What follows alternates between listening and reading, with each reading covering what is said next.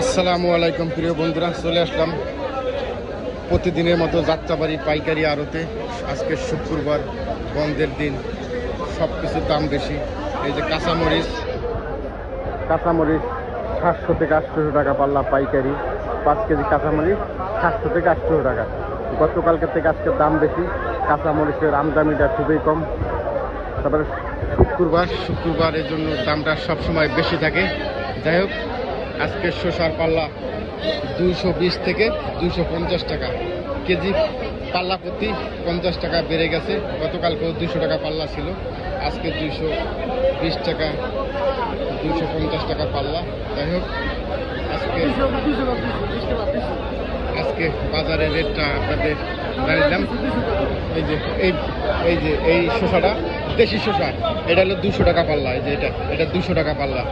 যাই হোক, আপনাদের আজকের পাইকারি বাজারে রেটটা জানিয়ে দিলাম। কেমন লাগলো অবশ্যই জানাবেন।